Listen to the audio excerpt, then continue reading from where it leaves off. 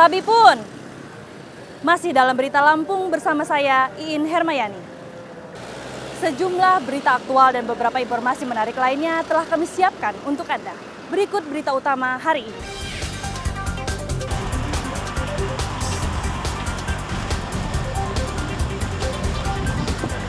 Seorang adik bupati yang juga mantan anggota DPRD Pringsewu ditangkap polisi karena kasus penipuan proyek.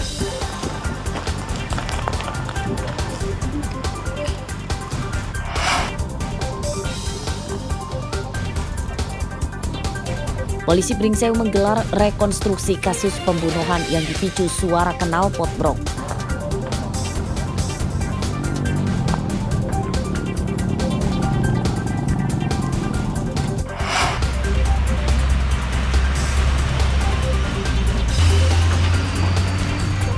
Warga Sukabumi, Bandar Lampung resah dengan polusi debu dari jalan rusak parah.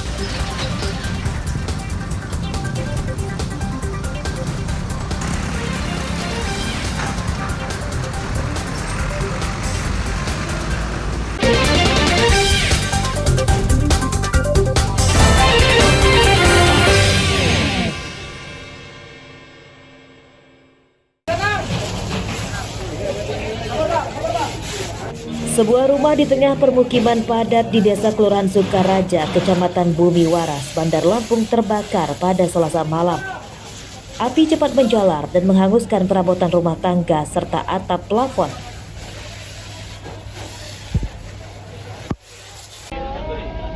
Petugas menurunkan mobil damkar ke lokasi.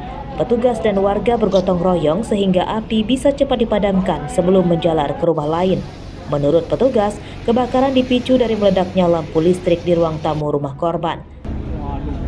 Rumah tinggal yang dihuni satu kakak dengan 4 orang jiwa ya, 4 jiwa ya, di mana kebakaran tersebut itu diakibatkan dari pengakuan ibu pemilik rumah itu bahwasanya terjadi akibat korsleting listrik pada bohlam yang meledak. Tetapi karena mungkin sudah sulit untuk ditanggulangi oleh anaknya, jadi mengakibatkan api tersebut merambat. Tidak ada korban jiwa dan luka pada kebakaran tersebut, namun kerugian korban ditaksir hingga seratusan juta rupiah. Jeffrey Arifin melaporkan dari Bandar Lampung. Hidupin yang baru, hidupin air.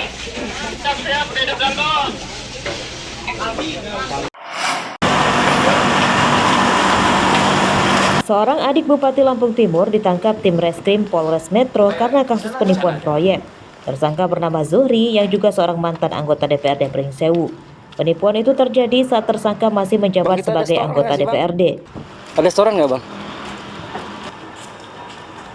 Menurut polisi, penangkapan tersangka berdasarkan hasil penyelidikan dari laporan 3 orang kontraktor warga Metro yang jadi korban. Mereka mengalami kerugian hingga ratusan juta rupiah. Modusnya, tersangka meminta uang kepada korban dan korban dijanjikan akan mendapat proyek infrastruktur, namun setelah ditunggu bertahun-tahun, proyek itu tidak kunjung ada.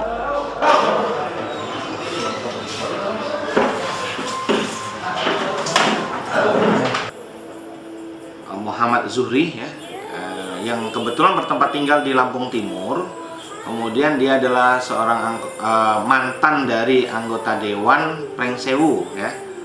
Anggota Dewan Pringsewu telah melakukan tindak pidana penipuan dan penggelapan uang yang menjanjikan proyek ya. Yang menjanjikan proyek dengan nilai proyek 500 sampai dengan 700 juta rupiah.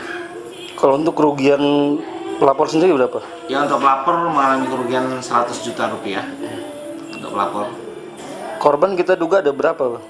Korban ada 3 sampai 4 orang untuk korban.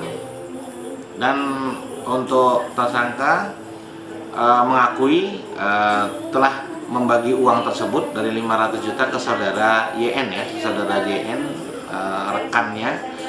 Jadi sama-sama broker sepertinya seperti itu. Untuk tersangka sendiri, apa benar dia adik Bupati Lampung Timur? Ya, dia mengakui dari dia adalah adik kandung dari Bupati Lampung Timur. Pengakuannya. Pada kasus ini, polisi menyita barang bukti berupa kwitansi setoran proyek yang diberikan korban kepada tersangka. Penyidikan kasus ini masih akan dikembangkan polisi untuk mencari tahu keterlibatan tersangka lain. Asep Saifullah melaporkan dari Metro.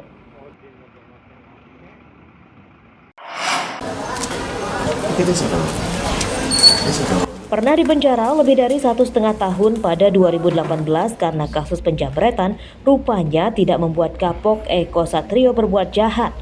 Rabu siang, pria warga Kelurahan Pengajaran, Teluk Betung Utara, Bandar Lampung ini kembali ditangkap karena menjamret ponsel seorang pelajar SMA. Penjamretan itu dilakukan tersangka di dekat rumahnya saat korban sedang berjalan kaki sambil memainkan ponsel. Tersangka awalnya membuntuti korban dan saat sepi langsung merampas ponsel korban. Tersangka mengancam dengan pisau supaya korban tidak berteriak meminta pertolongan. Enggak bang, itu karena terdesak waktu itu bang. Itu kan mendadak bang. Menjamret bang, bukan karena niat bang. Terus kamu melakukan pengancaman juga selain jamret? Iya bang. Pakai apa? Pakai pisau bang. Memang selalu menggunakan pisau? Tidak bang, baru ini bang saya bang. Oh ini? Iya, itu pun pisau di tukang somai bang. Terus kalau untuk ngelakuin jamret ini pernah selain ini? Tidak pernah bang, ini pertama kali bang. Pertama kali? Iya bang. Kamu residivis? Iya bang. Ponsel udah sempat jual? Tidak bang. Kamu ngelakuin ini kenapa? Karena terdesak ekonomi bang. Apa membuat main slot atau gimana gitu, jujur aja? Buat anak, bang. Hah? Buat judi itu gimana? Tidak bang, sama sekali. Di depan SMA 2 Bandar Lampung dengan modus merampas handphone milik korban Eko Satrio. Kemudian setelah itu setelah merampas menakut-nakuti dengan mengeluarkan senjata tajam jenis pisau dari pinggangnya, namun tidak melakukan penodongan, hanya menakut-nakuti saja dengan tujuan agar si korban tidak berteriak. Nah kalau untuk korban sendiri itu anak sekolah atau seperti apa nih? Untuk korban anak sekolah SMA 2 Bandar Lampung, kebetulan memang dia salah satu siswa di sana. Hasil pemeriksaan pelaku ini sudah berapa kali melakukan penjamretan? Menurut pengakuan daripada pelaku bahwa dia melakukan baru satu kali ini. Namun kita masih melakukan upaya pemeriksaan apakah pelaku sudah pernah melakukannya lagi atau tidak. Sebilah pisau dan ponsel hasil kejahatan tersangka kini disita polisi sebagai barang bukti. Atas perbuatannya, tersangka kini harus kembali menjalani hidup dengan serba keterbatasan di dalam penjara dalam waktu yang lama. Ancaman hukuman 7 tahun penjara kini telah menantinya di depan mata. Robi Laste melaporkan dari Bandar Lampung.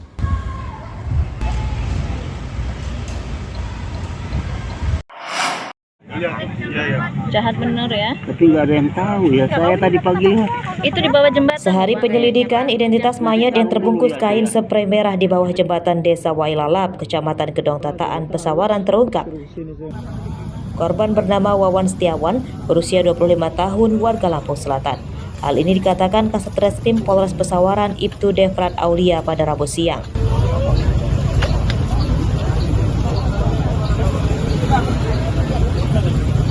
Untuk memastikan kebenarannya, polisi mengundang keluarga korban datang ke Rumah Sakit Bayangkara untuk melihat langsung jenazah. Informasi polisi yang didapat dari keluarganya, korban dinyatakan hilang sejak hari Minggu lalu. Namun untuk penyebab kematiannya masih diselidiki apakah jadi korban pembunuhan atau ada penyebab lain. Mayatnya sendiri pada waktu diketemukan anonim. Namun berdasarkan hasil penyelidikan, kami berkoordinasi dengan Polres Lampung Selatan. Adanya laporan kehilangan keluarga. Kami arahkan keluarga tersebut untuk mengklarifikasi hal tersebut ke Rumah Sakit Bayangkara.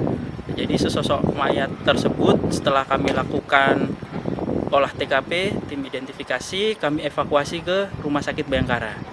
Kemudian berdasarkan klarifikasi dari keluarga mengakui bahwa mayat tersebut adalah anaknya dengan inisial WS, usia 25 tahun. Alamatnya di Lampung Selatan.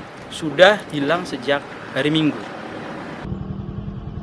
Mayat korban ditemukan pada Selasa sore.